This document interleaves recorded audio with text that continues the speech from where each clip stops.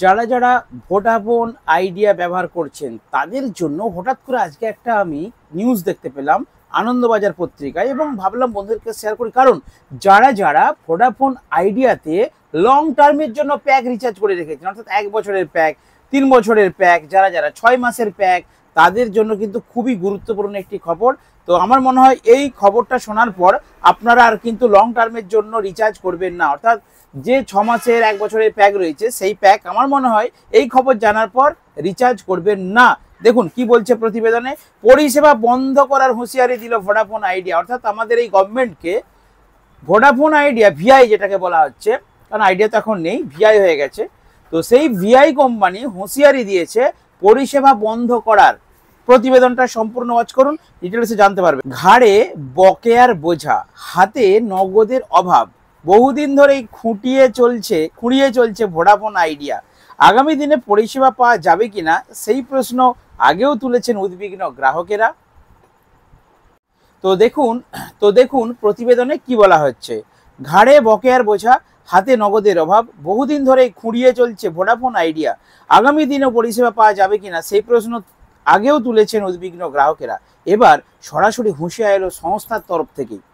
শুক্রবার ভির আধিকারিকেরা স্পষ্ট ভাষায় জানালেন, কেন্দ্রীয় সরকারের পক্ষ থেকে সাহায্য না পেলে তার পরিষেবা সম্ভব নয়।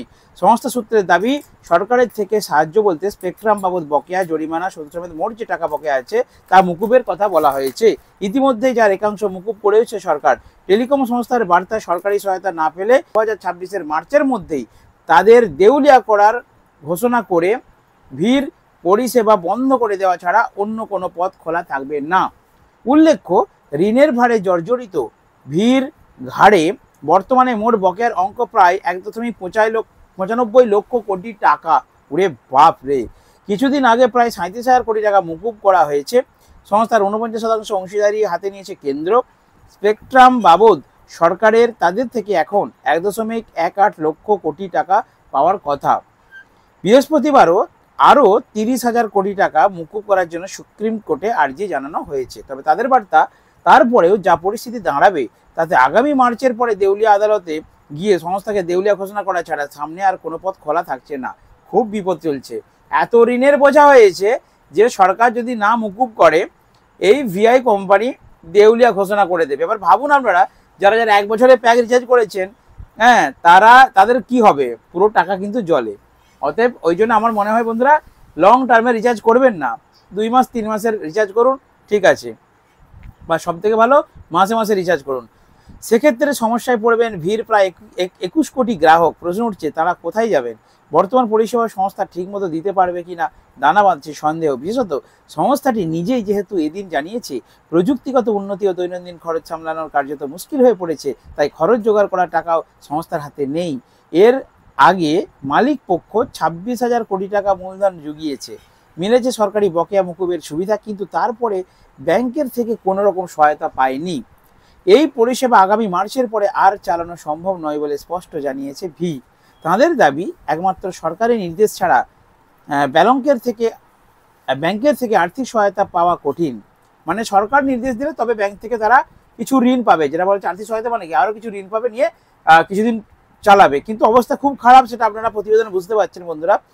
ফলে সরকারের তরফে পুরো বকেয়া মাফের পাশাপাশি সেই নির্দেশই শুধু ভিড় পরিষেবাকে বন্ধ হয়ে যাওয়া থেকে বাঁচাতে পারে। মানে সরকার যদি পুরো ঋণ মুকুব করে দেয় তবে ভিকে বাঁচানো যাবে, আপনাদের সিম কার্ড তবে থাকবে। ভি যদি বন্ধ হয়ে যায়, আমাদের তো পশ্চিমবাংলার বেশিরভাগই ভি গ্রাহক, তো কী অবস্থা হবে আপনারা ভাবুন। টোটাল সিম অকেজ হয়ে যাবে, দেউলিয়া ঘোষণা করে দিলে আর টার পাবে না, ফোন যাবেও না, আসবে না, কোম্পানি বন্ধ। কি করবেন এবার ভাবুন আপনারা। না হলে সংস্থার হাতে একমাত্র বিকল্প এনসিএলটিতে যাওয়া, সেই প্রক্রিয়া দীর্ঘমেয়াদী। তখন গ্রাহকদের কি হবে? প্রশ্ন তুলেছেন ভির কর্তা। সংশ্লিষ্ট মহলের বক্তব্য, সরকারকে হাত ধরার বার্তা দিতে মরিয়া সংস্থা, একই সঙ্গে নিজেদের অন্ধকার ভবিষ্যতের সঙ্গে দেশের ডিজিটাল অগ্রগতিকেও জুড়ে দিয়েছে এই সংস্থা। ভির বলেছে, তারা ঝাঁপ বন্ধ করলে দেশের টেলিকম সংস্থার সংখ্যা কমে 3 হবে। ফলে প্রতিযোগিতা কমবে, পাশাপাশি দেশ যে গতিতে ডিজিটাল নির্ভর অর্থনীতি হওয়ার পথে হাঁটছিল সেই গতিও কিন্তু স্লথ হয়ে যাবে। এটা কিন্তু ঠিক। এর আগে সরকারের পক্ষ থেকে জানানো হয়েছিল সরকার ব্যবসা করবে কিনা। ভিকে বাঁচাতে অংশীদারি হাতে নিয়েছে তা ধীরে ধীরে ছেড়ে দেওয়া হবে, কিন্তু শুক্রবারের পরে আপাতত ছেড়ে দেওয়ার প্রশ্ন উঠছে না বলেই মনে করছেন বিশেষজ্ঞরা।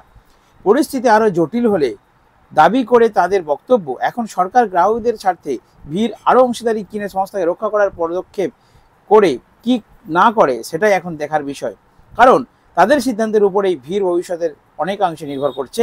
সংশ্লিষ্ট মহলের বক্তব্য, ভিড় অবস্থা যে খুব একটা ভালো নয় তা দীর্ঘদিন ধরেই বোঝা যাচ্ছিল। গত প্রায় 10 মাস ধরে ধারাবাহিকভাবে একমাত্র ভি গ্রাহক হারিয়েছে, যার কারণ পরিষেবা অবনতি বলেই অভিযোগ। টেলিকম নিয়ন্ত্রক ট্রাইয়ের তথ্য বলছে, গত জুলাই থেকে এবছরের মার্চ পর্যন্ত প্রত্যেক মাসে গড়ে কয়েক লক্ষ করে গ্রাহক হারিয়েছে সংস্থা, যা দেশের অন্য কোনো টেলিকম সংস্থার ক্ষেত্রে হয়নি। জুলাই থেকে মার্চ পর্যন্ত মোট 225 কোটির বেশি গ্রাহক ভিড় পরিষেবা ছেড়ে দিয়েছেন। শুক্রবার ভিড় শেয়ার বন্ধ হয়েছে 7.37 টাকায়। সংশ্লিষ্ট মহলের বক্তব্য, ভিড় অবস্থা যে খুব একটা ভালো তা নয়, দীর্ঘদিন ধরেই বোঝা যাচ্ছিল।